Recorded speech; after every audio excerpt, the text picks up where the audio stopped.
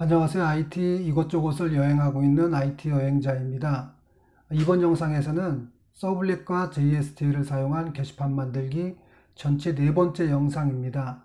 UI와 관련된 영상은 두 번째입니다. 이번 영상은 게시판 조회부터 시작하여 댓글 입력까지 게시판과 관련된 전체 레이아웃을 작성해 보도록 하겠습니다. 자, 빠르게 시작해 보도록 하겠습니다. 레이아웃을 작성하기 전에 파라미터에 관한 내용을 먼저 살펴봐야 할 것 같습니다. 왜냐하면 인덱스 페이지를 보면 녹음 페이지와 헤더, 푸터 페이지는 고정된 페이지로 정적 인크루드 방법으로 삽입하고 있지만 게시판 영역은 필요에 따라 게시판과 관련된 서로 다른 페이지가 같은 위치에 삽입되어야 하는데 이 서로 다른 페이지의 정보를 파라미터로 받을 것이기 때문입니다. 따라서 게시판 영역은 동적 인크루드 방법을 사용할 것이며 이를 위해 JSP의 액션 태그를 사용하여 삽입할 것입니다. 동적 인크루드는 지금 보시는 것처럼 작성하는데 정적 인크루드와는 달리 페이지 속성의 값은 삽입될 파일명이나 변수명을 사용할 수 있습니다. 참고로 정적 인크루드 방식은 파일명을 변수 형태로 사용이 불가능합니다. 자, 이를 위해 스크립트 영역을 열고 지역 변수 inc 변수 값에 intro.jsp 파일을 초기값으로 설정하고 요청 정보가 들어있는 리퀘스트 객체의 파라미터 값 중 inc 값이 널이 아니면 이 inc에 들어있는 값을 로컬 변수 inc에 대입하도록 조건식을 작성하였습니다. 파라미터는 크게 getType과 postType이 있는데 먼저 getType의 파라미터가 어떤 형태로 들어오는지 헤더 파일 중 메뉴 부분을 보면서 설명드리도록 하겠습니다. 메뉴 영역을 보면 두 개의 링크가 보이는데 하나는 홈으로 가는 링크가 걸려 있고 다른 하나는 게시판으로 가는 링크입니다. 게시판 링크에 index.jsp 페이지를 걸고 파라미터 inc 변수에 게시판 검색 페이지를 적습니다. 그러면 인덱스 페이지에서는 inc 변수 값을 request.getParameter 메소드를 사용하여 가져올 수 있게 됩니다. 이렇게 작성된 페이지를 모두 저장하고 웹브라우저로 실행해 보도록 하겠습니다. 링크 정보에 어딘가에 오탈자가 있는 듯 합니다. 역시 오탈자였습니다. 오탈자는 개발자들의 숙명과도 같습니다. 아무렇지도 않은 것처럼 슬쩍 수정하고 다시 실행해 봅니다. 실행해보니 정말 게시판 검색 페이지인지 명확하지가 않아 게시판 검색 페이지에 가서 간단한 헤더를 입력한 후 다시 실행해 보도록 하겠습니다. 파라미터 inc에 대입된 게시판 검색 페이지가 동쪽 include에 의해 게시판 표시 영역에 출력되는 것입니다. 다시 한번 getType의 파라미터 값이 어떤 형태로 전달되는지 천천히 되짚어 보도록 하겠습니다. 브라우저의 URL이 이와 같다면 파라미터 변수 inc에 게시판 주요 페이지가 대입되고 대입된 값은 request getParameter의 메소드에 의해 지역 변수 inc에 담겨지고 담겨진 inc 변수 값을 사용하여 동쪽 include가 구현되는 것입니다. 자, 그럼 getType의 파라미터가 어떤 식으로 전달되는지 알아봤으니 로그인 페이지의 소스를 통해 postType의 파라미터를 살펴보도록 하겠습니다. 보시는 것 같이 서버로 데이터를 postType로 전달하기 위해 폼 태그의 메소드 속성 값을 post로 지정하였습니다. postType로 전달되는 값은 브라우저의 주소 표시줄에 표시되지는 않지만 내부적으로 getType과 매우 유사하게 작동합니다.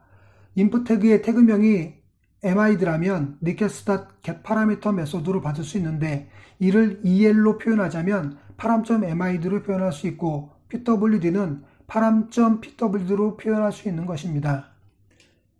getType과 postType의 유사점과 전달 방식을 간략히 살펴보았습니다. 이제 우리는 전달된 파라미터 값을 처리하기 위해 사용된 스크립트릿 코드로 작성된 부분을 삭제하고 JSTL의 일부분인 EL 타입으로 수정하도록 하겠습니다. EL 문장 중 사막 연산식을 사용하여 파라미터 변수 inc가 없으면 intro.jsp 페이지를 inc 변수 값이 있으면 해당 값을 사용하도록 하겠습니다. 실행 결과가 동일한 것을 알 수가 있습니다. 서론이 길었는데 이제부터는 본격적으로 게시판과 관련된 레이아웃을 설정해 보도록 하겠습니다. 게시판 소스들이 담겨져 있는 웹 컨텐츠의 보드 폴더를 보면 화면과 같은 파일들이 들어 있습니다. 먼저 검색 페이지부터 가겠습니다. 먼저 JS를 사용하기 위해 태그 라이브러리의 코어 부분을 설정합니다. 다음으로 적용할 CSS를 링크 태그로 연결합니다.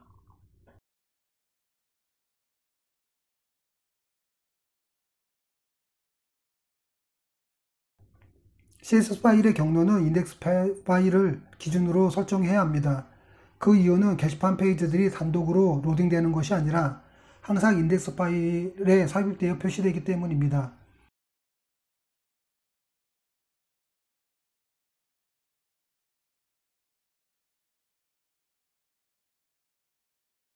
검색 페이지의 전체 레이아웃을 리스트로 감싸두고 타이틀을 H1 태그의 타이틀 클래스로 지정해 둡니다. 그런 후 레이아웃에 표시된 순서대로 차례차례 작성해 나갈 것입니다. 먼저 입력 버튼과 검색에 관련 내용을 서버에 전달하기 위해 폼 태그 안에 작성을 합니다. 게시물 입력 페이지로 이동할 때 사용되는 버튼을 만들고 검색을 위한 검색창과 검색 버튼을 추가합니다. 검색창과 검색 버튼을 Find 클래스로 감싸 놓는 이유는 검색창과 검색 버튼을 오른쪽으로 배치하기 위해서입니다.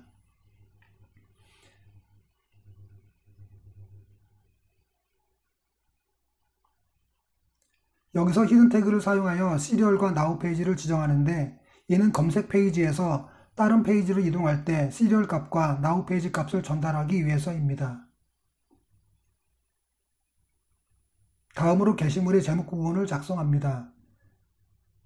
순번, 제목, 작성일, 작성자, 조회수 등의 타이틀로 지정하였습니다. UI를 위해서 클래스 속성도 꼼꼼히 추가합니다. 중간에 작성된 내용을 브라우저로 확인해 봅니다.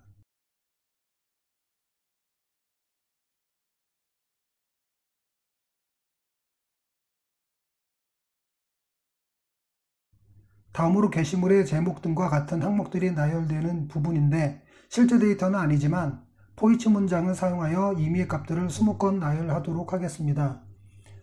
포이치 문장은 자바의 포문과 매우 유사한 반복문입니다. begin은 시작값이고 end는 마지막 값을 지정하는 속성입니다. 게시물 타이틀에 있는 내용과 전체 레이아웃이 같기 때문에 내용을 그대로 복사하고 약간의 내용만 수정합니다. 20건이 반복되는 것을 볼 수 있습니다. 페이징 처리를 하기 위한 버튼들을 페이징 영역에 나열합니다. 맨 처음, 이전, 페이지 번호, 다음, 맨 끝 버튼들을 차례로 작성해 둡니다.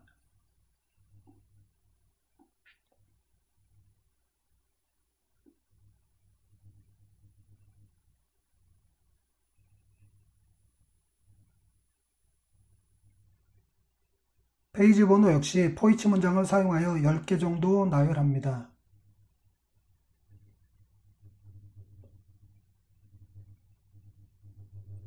UI가 없는 관계로 출력 결과는 개발세발입니다. 자, 그러나 표시될 내용들을 모두 작성한 듯 합니다. 이제 CSS를 작성할 차례입니다. CSS의 중간중간 결과를 같이 보기 위해 창의 배치를 적당히 해둡니다.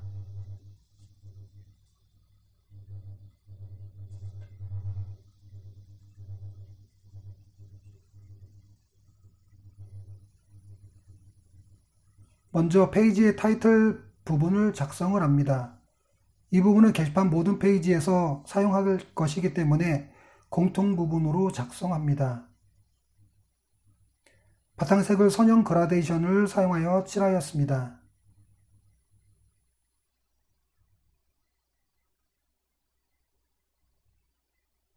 나머지는 패딩 값과 모서리를 둥글게 처리하기 위해 보드 레디우스를 사용하고 아래 여백을 적당히 줍니다.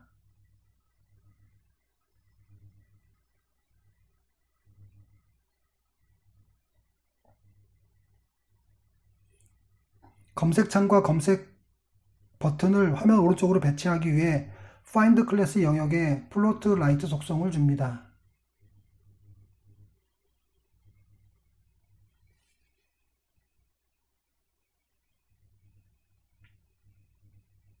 위쪽 영역에서 플로트 속성을 사용하는 경우 아래쪽 영역에서는 플로트 속성을 해제하기 위해 클리어 보스를 사용해야 합니다. 그래야 아래쪽 영역의 요소들이 불필요하게 위쪽 영역에 따라붙지 않습니다.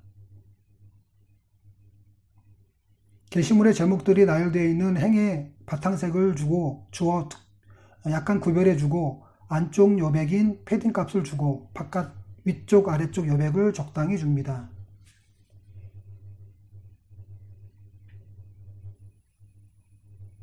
항목들이 나열되어 있는 아이템 타이틀 영역 안에 있는 스팬 태그들의 디스플레이 속성을 인라인 블록으로 설정하여 넓이를 지정할 수 있도록 조치해 둡니다.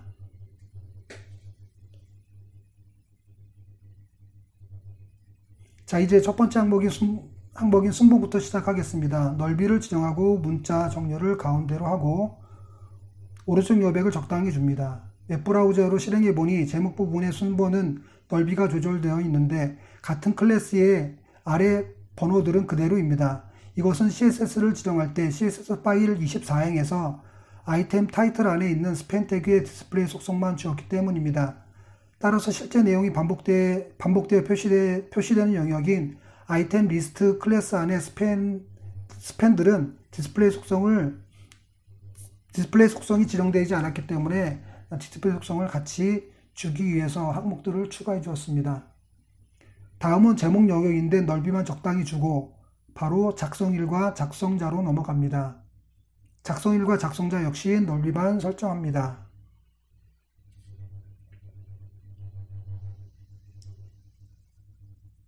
조회수는 넓이와 문자열의 정렬, 오른쪽 마진을 주어 정리해 봅니다.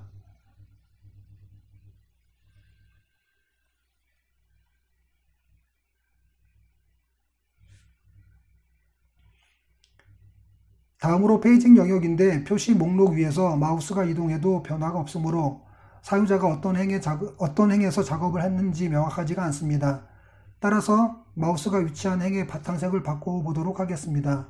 CSS에서 호버는 마우스의 위치했을 때의 경우를 뜻합니다.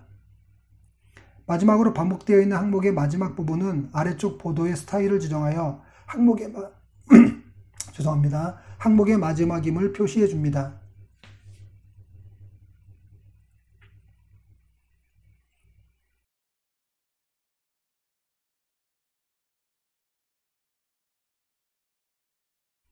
검색 페이지의 마지막인 페이지 이동 버튼들의 스타일입니다. 모든 버튼들의 보도 레디우스를 사용하여 둥글둥글하게 만들고 나머지는 외곽선과 안쪽 여백을 적당히 주어 작업을 마무리합니다.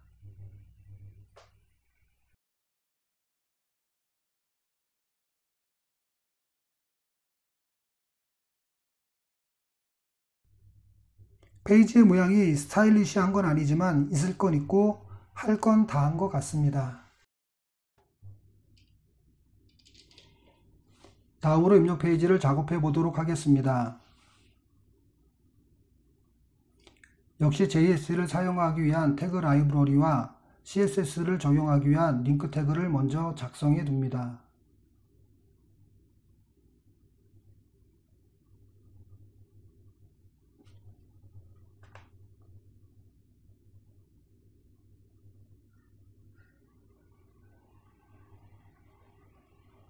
페이지 전체 스타일을 한정짓기 위해 input 클래스로 태그들을 감싸줄 영역을 만들어 줍니다. 페이지의 타이틀을 작성한 뒤 작성되는 페이지의 모양을 보기 위해 브라우저에서 inc 파라미터에 대입될 페이지를 board_input.jsp로 변경한 후 실행해 봅니다. 작성 중인 입력 페이지가 나옵니다. 자료를 입력해야 하기 때문에 폼 태그를 작성하는데 이때 메소드 타입과 앵크 타입이 매우 중요합니다. 특히 앵크 타입을 멀티파츠 슬러시 폼 대시 데이터로 지정해야 파일을 업로드할 수 있습니다.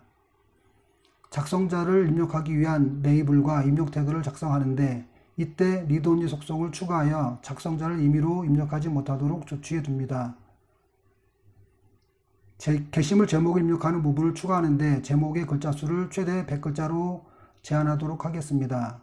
그 아래 게시물 내용을 입력하는 부분인데 넓이와 높이는 CSS로 지정할 것입니다.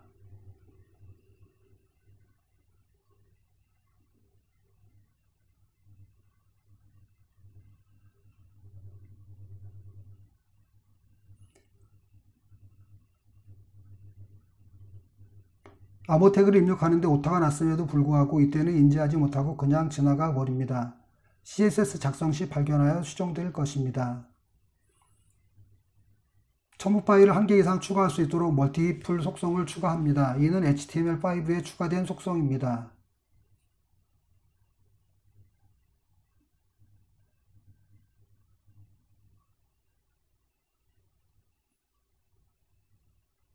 추가된 첨부 파일의 목록들을 표시하기 위한 영역을 만들어 둡니다. 추가된 파일이 없으면 일정한 메시지를 보여줄 수 있는 플레이스홀더 기능을 갖도록 속성을 추가할 것입니다. 이 부분은 CSS 작업 시 다시 한번 언급될 것입니다.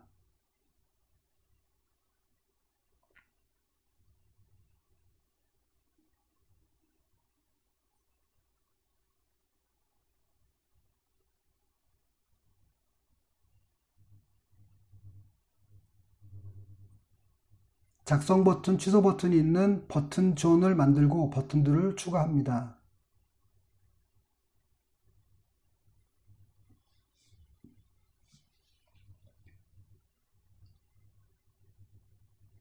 마지막으로 화면에는 표시되지 않지만 페이지 이동 시 필요한 정보들을 전달할 수 있도록 히든으로 현재 페이지 값인 now 페이지와 검색어 정보인 find str 태그를 추가합니다. 이제 다시 CSS를 작성하러 페이지를 이동합니다.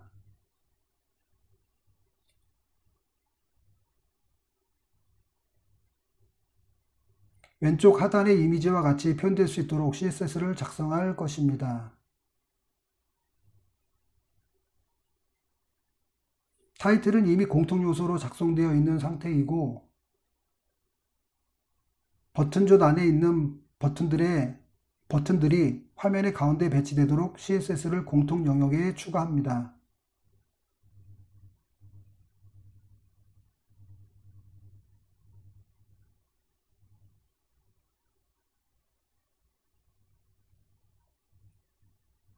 다음으로 폼 태그 안에 있는 레이블들의 넓이를 조절하기 위해 디스플레이 속성을 레이블에 적용합니다. 인라인 블록으로 속성을 지정해 주어야 넓이가 조절됩니다. 넓이와 문자열을 오른쪽 배치해 둡니다. 제목 부분 넓이만 지정합니다.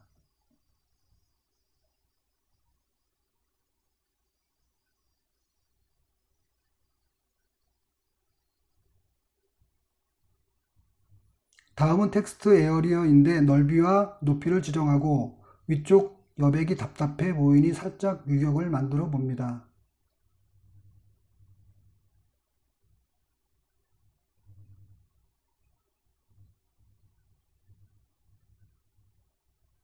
암호 부분의 아래쪽도 답답해 보여 여백을 살짝 줍니다.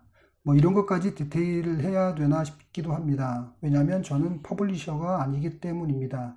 이런 부분은 좀 덜 민감합니다.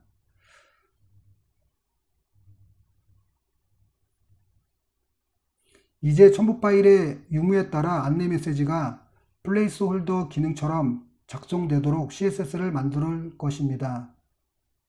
먼저 적당한 CSS를 사용하여 영역을 표시해 둡니다.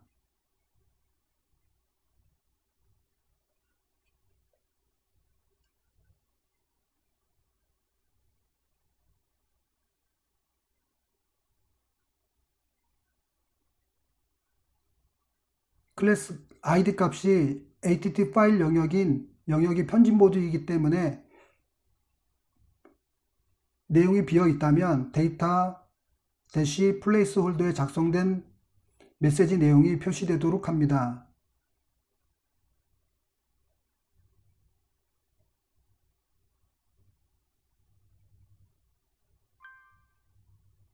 문자의 크기와 색깔도 약간 흐리흐리하게 합니다.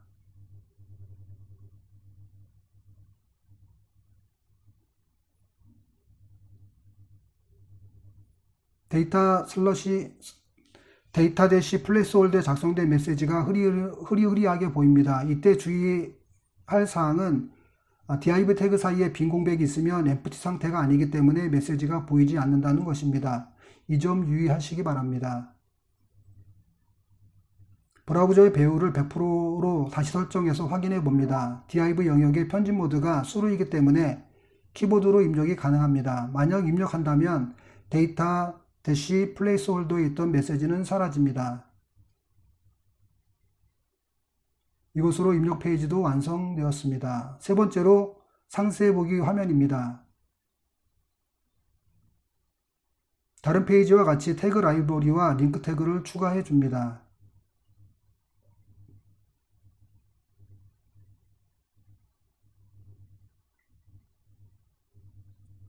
역시 CSS를 제한하기 위해 뷰 클래스로 전체 영역을 감싸줍니다. 브라우저의 URL을 변경하여 뷰 페이지가 인덱스에 포함되도록 파라미터 값을 수정해 표시해 줍니다. 뷰 페이지는 이미 입력된 데이터 내용을 표시하기 위한 페이지입니다. 먼저 순번이 표시될 부분을 작성을 해줍니다.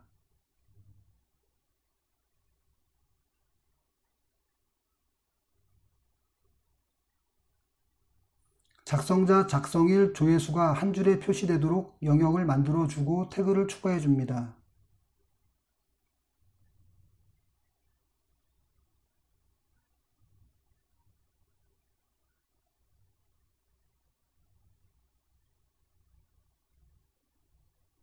그 아래 게시물 제목을 임의의 값으로 주고 표시해줍니다.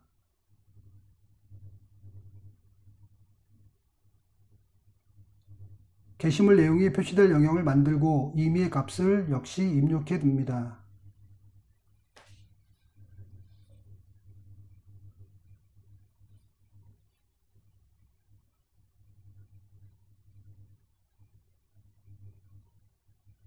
첨부된 파일이 나열되도록 영역을 만들고 포이치 문장을 사용하여 12개의 임의의 이미지가 표시되도록 조치합니다. 앵커 태그의 다운로드 속성은 HTML5에 추가된 속성인데 해당 이미지를 클릭하면 지정된 파일명으로 자동으로 다운로드 해주는 속성입니다.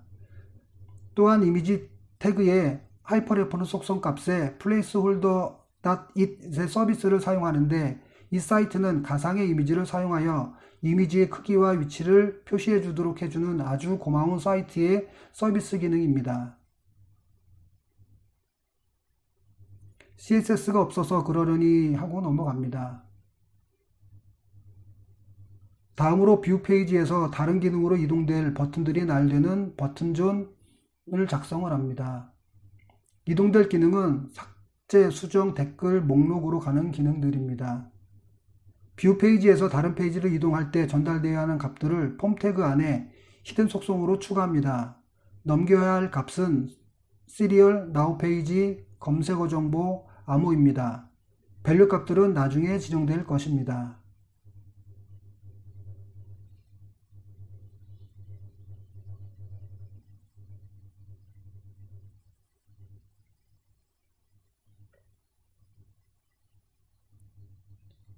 HTML 요소들을 작성하였으니 CSS로 이동하여 작업을 계속하도록 하겠습니다.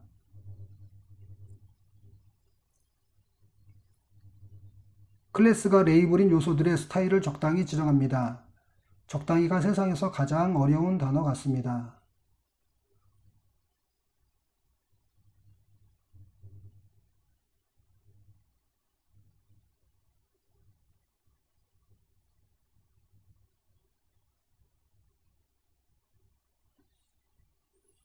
본문 내용이 잘 구별돼서 보이도록 외곽선, 보더, 위아래의 마진, 그리고 영역의 그림자, 외곽선을 약간 둥글둥글게, 그리고 내용이 없어도 최소 높이를 차지하도록 민 헤이트를 작성해 둡니다.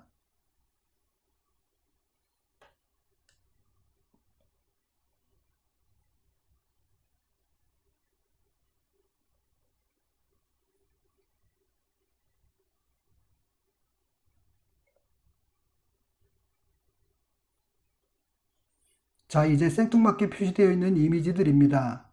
이미지들을 감싸고 있는 스팬 태그들의 디스플레이 속성을 인라인 대시 블럭으로 지정해 주는 것만으로도 작업의 90%는 끝난 듯 보입니다.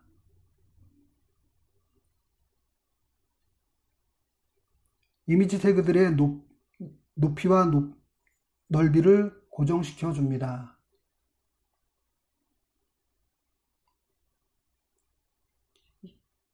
이미지 파일명의 크기와 색상도 적당히 주고 이미지들의 위아래 유격도 좀 벌려줍니다.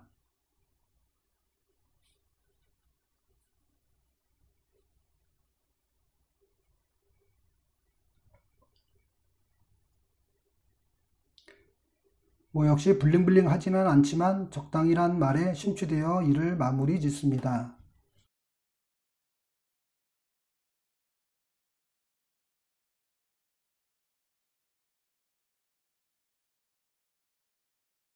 네 번째 페이지는 수정 페이지입니다. 수정 페이지는 입력 페이지와 전체적인 구조와 요소들이 비슷하기 때문에 입력 페이지에 코드를 그대로 복사해와 필요한 내용들만 수정하여 사용하도록 하겠습니다.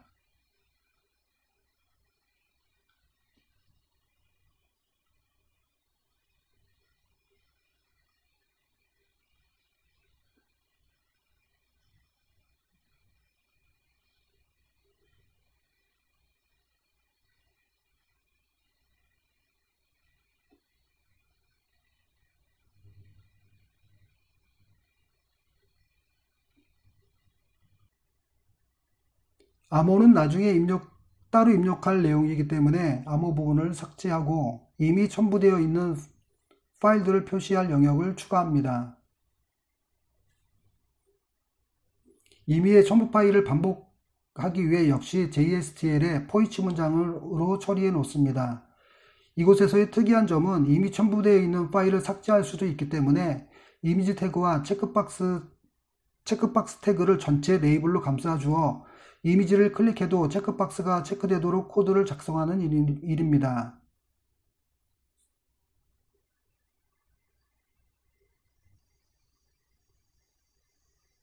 수정 페이지에서 해야 하는 기능이 다르기 때문에 버튼존 안에 있는 버튼들의 상태도 수정해 놓습니다.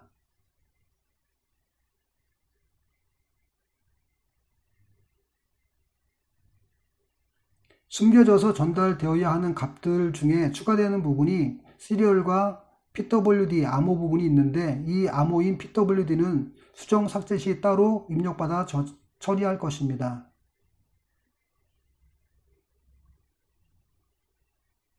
대부분의 CSS는 이미 인풋 클래스에서 정했기 때문에 손댈 일이 거의 없습니다.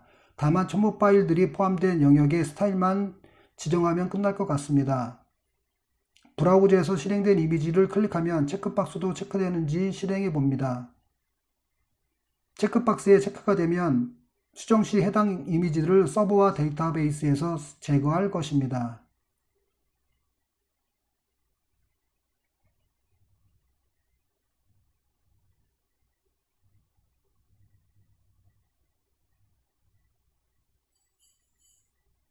수정 페이지는 거의 날로 먹었습니다.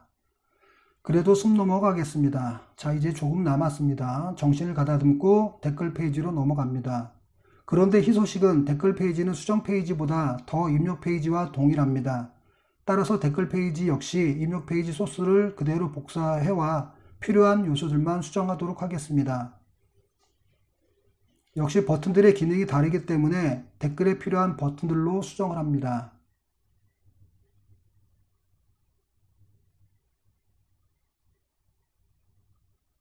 히든으로 넘기는 값 또한 변화가 있는데 그 중에 가장 중요한 것은 시리얼 값입니다.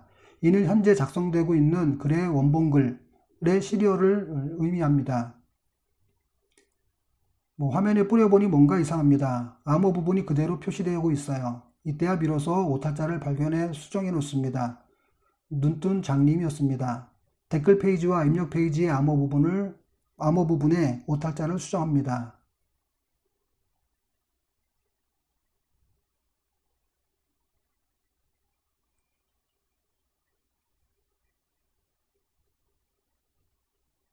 자, 이제 마지막으로 입력 결과, 수정 결과, 삭제 및 댓글 결과를 표시할 리졸트 페이지입니다.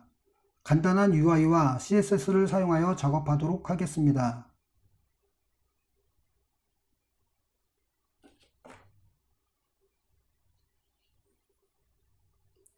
적당한 메시지를 표시하도록 하고 폼 태그를 사용하여 역시 다른 페이지에 전달해야 되는 값들을 히든 태그로 작성해 둡니다.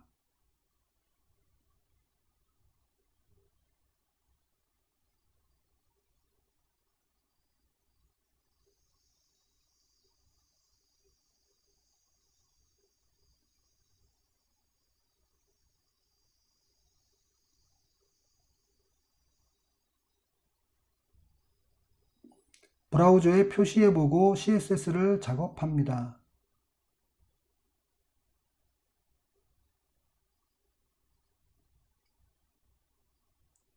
메시지 영역의 넓이와 패딩, 적당한 마진, 문자열의 정렬, 그리고 바탕색, 모서리를 둥글게 처리합니다.